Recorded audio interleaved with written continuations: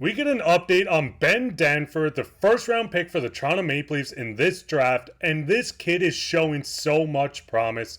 And we get a major report on the Jani Hakanpaa situation, where an NHL insider reveals the Toronto Maple Leafs are not worried about his injury.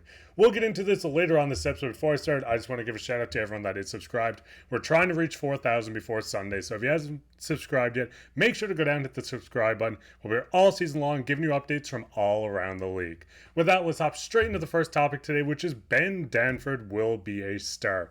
Now, Ben Danford, a guy that was just drafted by the Toronto Maple Leafs, kind of spoke out today during their prospect camp and said it was really cool. He's such a high character guy, such a high caliber player. So to get a text from him means a lot. I took it to heart. And Danford was just talking about John Tavares messaging him when he was drafted. Now, Danford has came out and said that he is a huge Leafs fan, so becoming a part of this organization is big for this kid. I mean, when you look at him, he was drafted 31st overall by the Toronto Maple Leafs, 6'1" defenseman, right-handed from Canada, 18 years old, playing in the minors, in the juniors, but Danford looks like he is a future star and has it written all over him. And KC, what's your thoughts on Danford just saying that John Tavares came out and texted him and how this meant pretty much the world to him?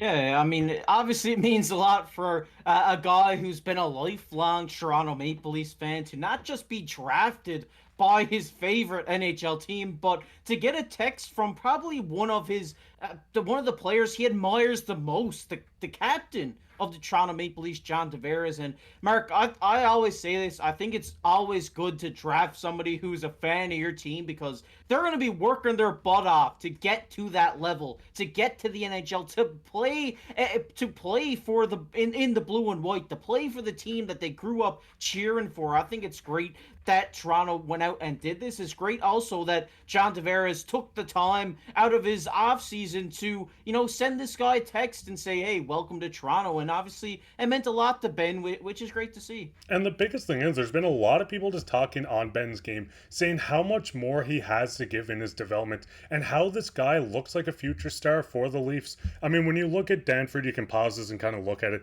but he's known for his defend in zone and how to move the puck up the ice, which it seems like a lot of teams are really looking to graft these type of players, these defensemen that not only can play defense but can move the puck. Just puck moving, shutdown defenseman is what the league is turning to.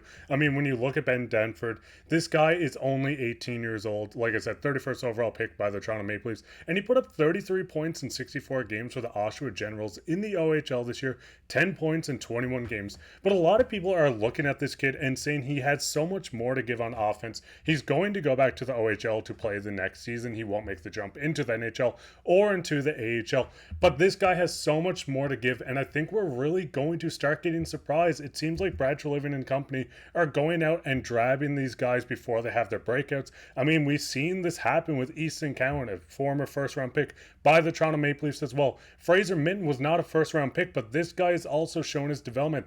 The Leafs have a great group of scouts, and it seems like it's really showing. And can you see this guy really turn it up in the OHL next year, maybe, KC, and go for 50 plus points?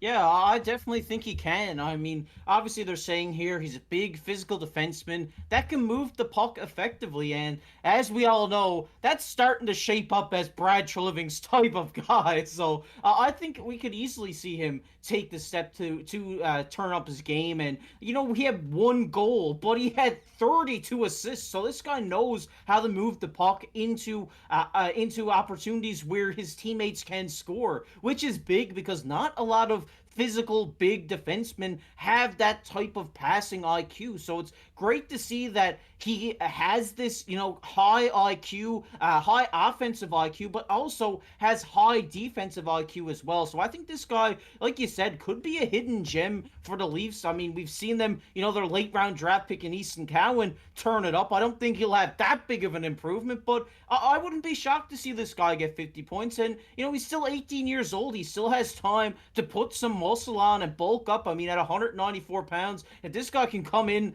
next year at maybe 210, 220, this guy could be a beast on the back end. I'm going to go and say, listen, Easton Cowan, when drafted, people doubted him. People said he was too small. He couldn't get things going, and look what he did. He won MVP for the OHL. We've seen this guy dominate. I'm saying it right now. This man right here, this 18-year-old Ben Danford, is going to steal the show in the OHL just like Easton Cowan did. I mean, we're seeing Easton Cowan maybe make an impact and jump straight into the NHL. So I think it's time for Danford to take over. But what's your guys' thoughts on this? What's your thoughts on John Tavares' message? Let us know down in the comments about that. We'll get straight into the second topic today, which is Jani Hakanpaa update. Now, we do get an update from Nick Kypreos on the Toronto Sun. He said a Dallas source confirmed to me that they would have liked to re-sign Hakanpaa, but feared about his knee. That'd be tough to manage next season, Kypreos wrote.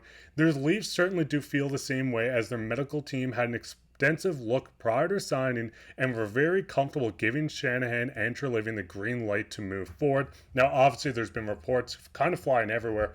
I mean, we've seen reports from Steve Simmons saying that he may never play hockey again. I mean, when you're looking at Hakanpaa, obviously he was out for an extended period of time for Dallas last year, only playing 64 games, not getting to any playoff games. He had 12 points in those 64 games, but he's a big physical defenseman. He's between 6'6", 6'7". He has 196 hits this past season and had 123 blocked shots.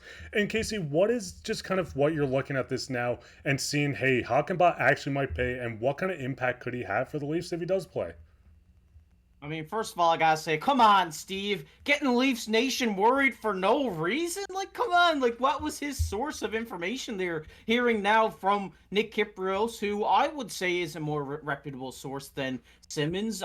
Hearing that, they got the green light to go get this done. Yes, there was some worries about this injury, but it seems now that maybe there is a little bit of worry there. It's always going to be in the back of your mind, but they got the green light. They wouldn't have went out and got this guy if, he wasn't healthy. So I think it's going to be huge. He's going to make a instant impact in this Leafs blue line, whether he plays, maybe 30, 40 games for the Leafs.